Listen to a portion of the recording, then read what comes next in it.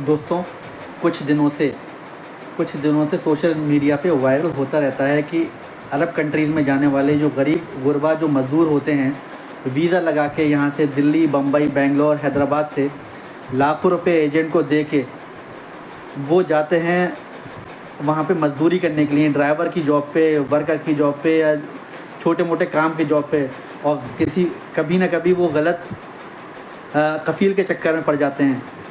तो मैं आज उनके बारे में मैं बताना चाहता हूँ। दोस्तों, ये अगर आप इतना पैसा खर्च कर सकते हैं कि लाख रुपए उधार देके आप एजेंट को बम्बई में क्योंकि कोई भी यहाँ पे जो वीज़ा देने वाले जो एजेंसियाँ हैं वो आपसे 1 लाख रुपए से कम नहीं लेंगी पढ़े लिखे आदमी से, विदाउट पढ़े लिखे आदमी से।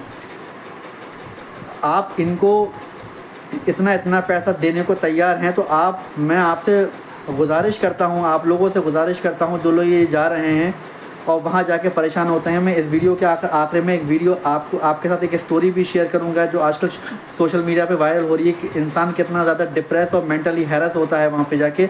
अगर आपको वहाँ की कंडीशंस नहीं मालूम है या आपका कोई जानने वाला नहीं है, लोग जाते हैं, मैं ये नहीं कह रहा हूँ सबके साथ गलत होता है, मगर हर इंसान एक सा नहीं होता। किसकी मेंटल कैपेबिलिटी कितनी है, कौन किस लेवल का प्रेशर हैंडल कर सकता है, अकेलापन हैंडल कर सकता है, ये सब चीज़ उसके ऊपर निर्भर करती है। मैं ये कहता हूँ कि अगर आप लोग 1 लाख रुपए, 1.5 लाख रुपए दे के आप वहाँ जाने की कोशिश कर रहे हैं तो आप उतने ही पैसों में उधार लेके आप हिंदुस्तान में काम करना क्यों नहीं चाहते हैं। ये सोशल मीडिया की जो चकाचौंध है, ये इंसान को जो है गलत ट्रैक पे ले जा रही है कि सऊदी में अच्छा होता है, सऊदी में लोग जो है एंजॉय करते हैं। भाई, एंजॉय नहीं है लाइफ में, एंजॉय नहीं होगा। आप अगर काम वाकई में आप सीरियस हैं तो आप 1 लाख रुपए उधार ही लेके, भले ही आप उधार लेके आप वहाँ जा रहे हैं ना, तो आप उधार लेके आप यहीं पे काम करने की कोशिश करिए। यहीं पे अल्लाह ताला आपकी मदद करेगा। ये पूरा का पूरा स्कैम है, खून चूसने वाले लोग हैं जो लोग यहाँ पे भी बैठे हुए हैं और वहाँ पे भी हैं। मैं वहाँ का सिस्टम मैं आपको बताता हूँ। देखिए दोस्तों, सऊदी अरब एक ऐसा कंट्री है जहाँ वीज़ा लगने के बाद आप जब वहाँ पे एंट्री करते हैं और अपना काम शुरू करते हैं, आप किसी कफ़ील के अंडर में जाते हैं। ये वीडियो सिर्फ उनके लिए है जो वर्कर कैटेगरी के लोग हैं। तो आपके साथ क्या करेगा, वो आप उसके लिए वर्कर हैं, उसने आपके लिए पैसा पे किया है 1 लाख रुपए, 2 लाख रुपए, आप उसके लिए इंसान की हैसियत नहीं रखते हैं।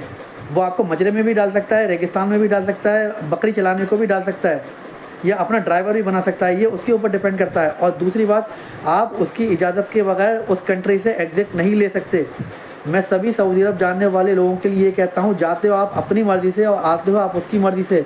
आप ये नहीं कह सकते कि मैं अब मुझे जाना है, मुझे पासपोर्ट वापस दे दो। वो आपको पासपोर्ट नहीं देगा, ये उस कंट्री का कानून है।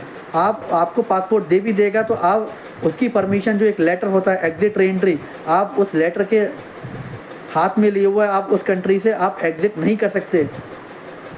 ये उस कंट्री की बहुत गलत नीतियां हैं, पॉलिसीज़ हैं, जिसकी वजह से आज दुनिया भर के ख़ास तौर पे हिंदुस्तानी वर्कर जो है अपने आप को बहुत असहाय महसूस करते हैं उनके रवैयों की वजह से।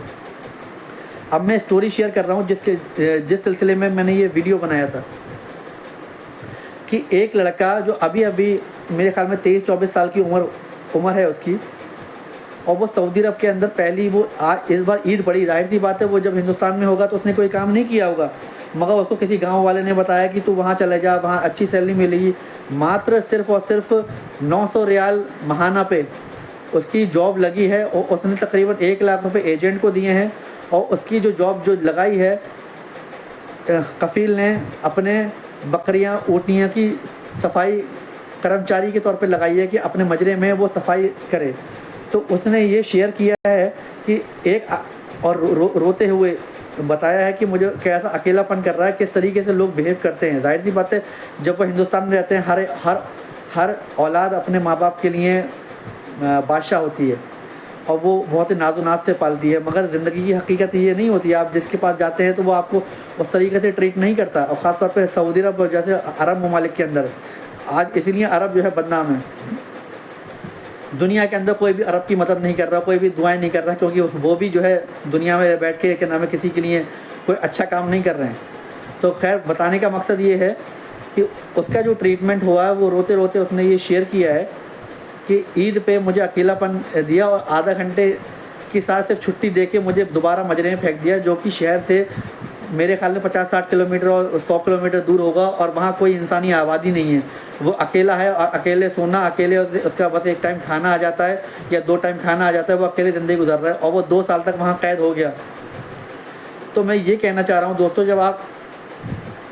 जब आपको नहीं पता, आप पूरी जानकारी लेके जाइए, या आपका कोई जानने वाला हो तभी उसी के पास जाइए, वरना ऐसा वीज़ा लेके कफ़ील के पास लेके वो कफ़ील आपको ऐसे ही परेशान करेगा।